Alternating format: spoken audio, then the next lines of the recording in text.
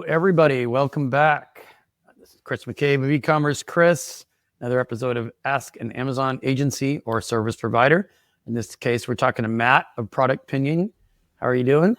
Good. Thank you for having me. Yeah. No, this is a new thing we're kicking off. Not so new anymore, but you've been on the podcast before. Since you were on the podcast sometime last year, interestingly, you faced your own listing restriction, crazy Amazon problem. So I thought we'd start with that. Maybe you could give a short description of it, how it ended up being sorted. We can get into some of those details before we go into the larger conversation about all the challenges that brands have selling on Amazon right now from all angles. But how would you briefly describe how it started and what you did about it? Just for some context, I've also been and still sell on Amazon, but I've been selling on Amazon for 12, 13 years now. And this was the first time something like this ever happened where I had a ASIN just kind of like disappear. So it was one of the better selling ones. Didn't get an email, didn't get an alert or anything like that. And it just kind of went poof, gone, nothing. So obviously the first reaction is like, what the heck's going on? I think I immediately called seller support, which is probably like waste of time, 90% of the time.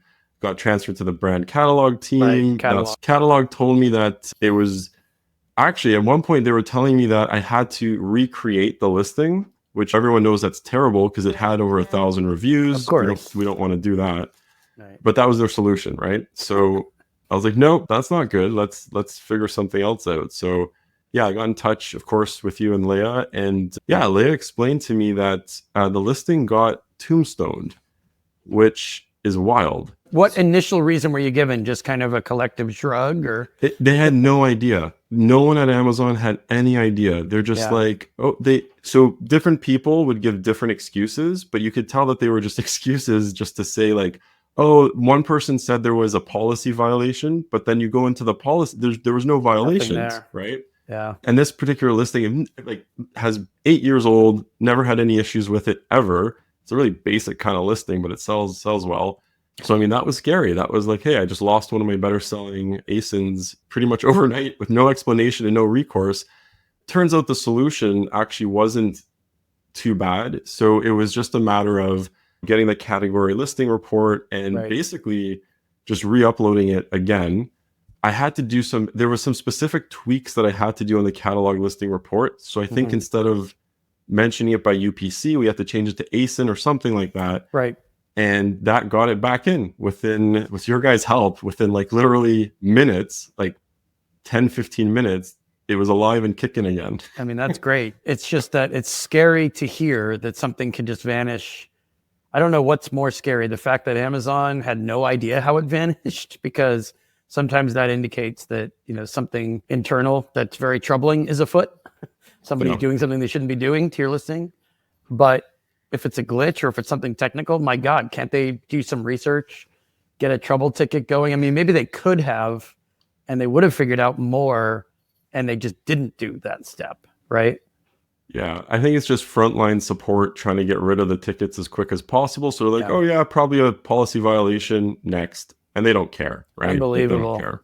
No, they should never tell you, because we always coach everyone, if you have a policy violation in your account health, even if there's that ridiculous language in the message that says this won't negatively impact your account health, if you're accused of a policy violation, number one, if it's wrong, dispute it every time, right? Don't just let it sit there. Number two, figure out what kind of an appeal they want. If you think it might be valid, do some research into that. Poke and prod some people at Amazon to tell you how you resolve it, because you don't want it just floating out there, hanging out until some account health person randomly calls you 2 months later and says you have an unresolved violation on your account, which does happen quite often. So anyway, that did not happen in your case, thank God. Yeah, and obviously thanks to you guys for being able to know, like, it was just like, oh yeah, it's tombstoned, this is the fix, done and done. I should, before calling seller support or anything, don't do that. Don't waste your time. Just go to Chris. Well, I mean, the reason I kind of thought we could start with that is because you're not alone. Lots of people deal with these wacky, crazy, out of left field, lightning strike, my ASIN is down. Sometimes they do get a notification, but the notification makes no sense. Yeah. It's like a right-click error, copy and paste from another investigation on another account. and they just scrub the ASIN and put your ASIN in there, but the issue is totally irrelevant. Sometimes, like you said, there's no message. And it's just like, one reason we launched this new series of interviews is because there are so many challenges right now. It's an ultra competitive environment. You're probably going up against within your category, 2 or 3 or maybe 4 main competitors for your product type. Yeah. Ad costs are up. Reimbursement amounts are down in terms of reimbursement claims as of March 10th. They're going down. Yeah. And just all the non-fee fees, right? The fees have been a huge controversy. So what do you, when you've got your customers coming to you saying, we've gotten so many more challenges this year, and then on top of that, they might lose a listing randomly. Like where do you tell people to start? I think we're all kind of becoming like business coaches, not just Amazon coaches. That's fair. How do you help brands deal with like a 2-front, 3-front war? Yeah, no, that's a great question. I mean, so I get a lot of people who are just trying to get started still in the business, and my advice has changed from 5 to 10 years ago. It's like, yeah, hop on Amazon, it's great, to now it's like, well, it's great, but there's like a book of rules that more or less you need to, that you have to follow. It's much more, it's not a passive business by any means. You have to be on top of things. Something that we've chosen to do at Product Pinion as well. So, and just for anyone that doesn't know about Product Pinion, it allows you to do testing with real shoppers. So obviously there's a lot of artificial intelligence. We like to use real intelligence to figure out how you can sell more, full stop, right? And something that we consciously decided was to make the pricing as fair as possible. So for example, we don't charge for extra advanced targeting or even testing more options. So in terms of a platform where you can get feedback from real shoppers and try to figure out what'll sell, we try to make it as cost effective as possible. So I mean, that's a small part in kind of helping with the tighter margins, but yeah, no, it's tough. It's tough with all the extra fees and all the extra things that Amazon throws at you. And I just think the margin for error is so narrow now. And we've seen people experimenting with stuff that I think were risky experiments, not casual experiments, or they just do trial and error with big stuff. Like, I'm going to try this agency. I heard a lot about them, and they don't really vet them or deep dive it. And then it doesn't go well. And then their next decision is, well, I'm just going to try another agency. And it's like, you're hopping all over the place. Yeah. There's no real strategy. And this is unfortunately what people do with appeals too. You know, like, I'm going to try it myself first, and then I'm going to Google it, and within 5 minutes, make a quick decision and decide to hire somebody to help me. And then if that doesn't work, I'll do this. And then if that doesn't work, I'll do that. I don't think that you can sustain yourself on Amazon if you operate your business that way anymore. Yeah. And I don't just mean appeals. I mean, in terms of what you do too. You know? Totally. Yeah. Like we have, so for example, I mean, I know we're all about experimentation, obviously, right? We want to see what works, but there is also a process to follow to increase your chances of success. So like a big mistake we see sellers doing, these are big sellers as well. Like Amazon has their own experimentation tool, manage your experiments, which is great. But one of the issues with that is that you're playing with live revenue. So if you're testing a concept that's actually worse, you can lose a ton of money on it. And we had one client that came to us, they lost about, I can't remember if it was 7,000 or 8,000, but it was like a good chunk of change on a failed kind of experiment. Meanwhile, we just retroactively ran the same thing in Product Pinion, and it turns out for about $100, they would have got the same data also in about 20 minutes versus, doing that. So yeah, something that we're trying to help out with is a process for sellers to test things like off Amazon, so that when you're putting stuff onto Amazon and you're playing with real revenue, that you're putting your best foot forward and you're not shooting yourself in the foot, so to speak. And I know you go to some of the same events that I do, at least last year we did.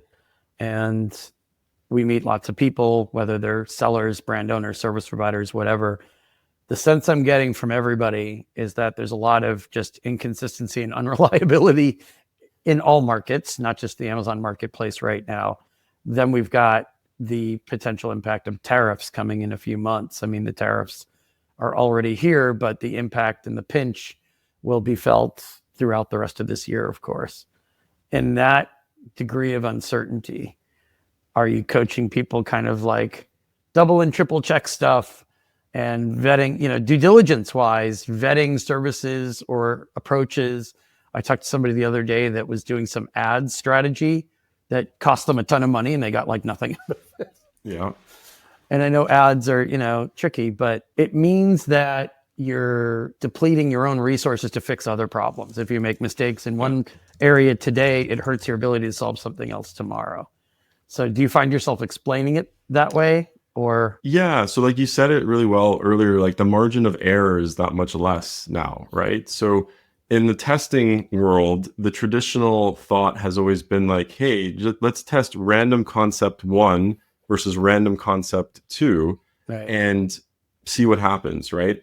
And yeah, that can work, but for example, our process is to actually systemize it and go step by step. So for example, what we would suggest is number 1, do qualitative testing. So actually talk to shoppers, see what matters to them. You'll get ideas of which concepts actually matter to test, and then do that concept testing. But now you're testing concepts that like a shopper said, hey, I really, this is important to me versus this other thing that's important to me versus just random ideas. And then once you do the concept testing, you take it one step further and do contextual testing.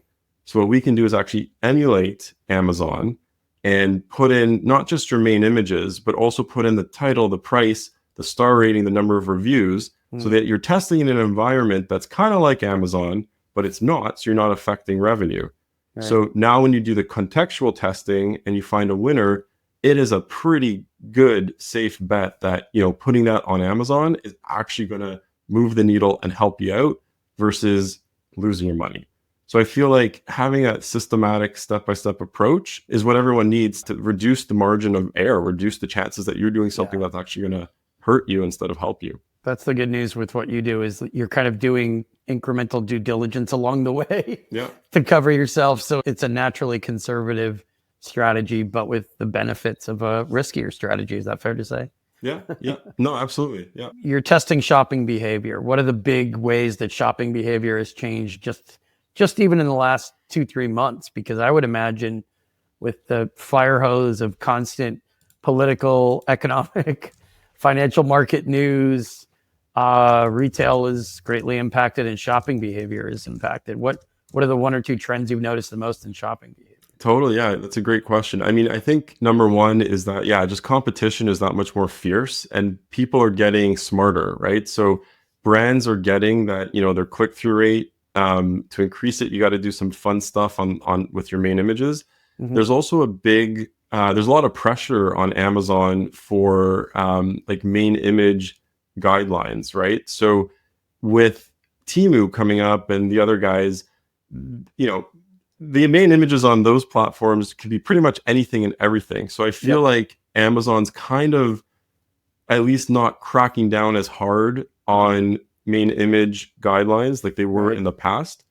I remember in the past, I would have like 2 objects that were separated by some white space, and they have the bots that will flag it and you get suppressed and that sort of thing. It seems like, and it feels like that's not as, I mean, it's still there, obviously, and every category is different, but it feels like it's not as a big thing. So what's been happening in the last little while is sellers are experimenting more and pushing the boundaries of what can be done.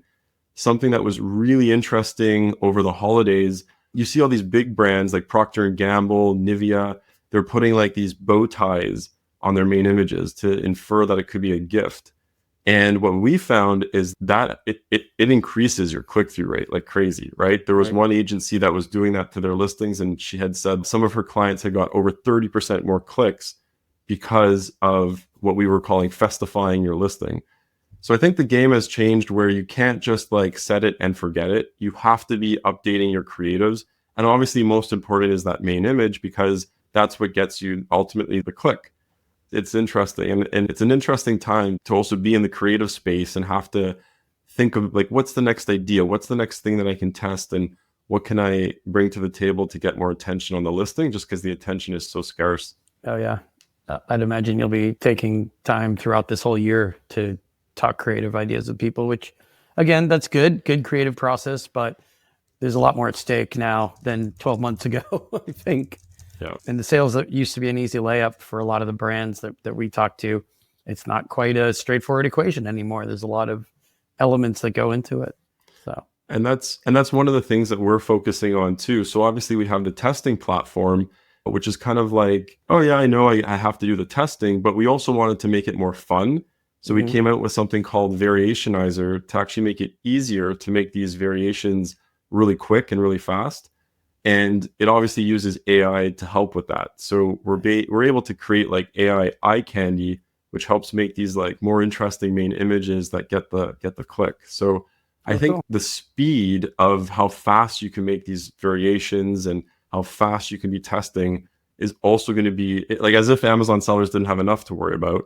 I know. The other part is like, how quickly can you make variations? How quickly can you iterate? How quickly can you test to get the most success out of the platform? All right, sweet. So if anyone wants to reach you about anything you said today or about Variationizer, best place to find you. Yeah, easiest, I mean, obviously is productpinion.com. There's also variationizer.com. My email's matt@productpinion.com as well. So yeah, feel free to reach out. Always happy to help and chat all things Amazon. Yeah. And by the way, we had a lot of good feedback to your talk when you came to New York to the meetup. I'm glad we gave you good Q&A, good robust questions from the audience, but we had a lot of good feedback after you came to visit. So thanks for doing that again. Yeah, of course. Anytime. Love it. Great. Thanks again for being on. And everyone, we will be back again soon. Thanks for listening.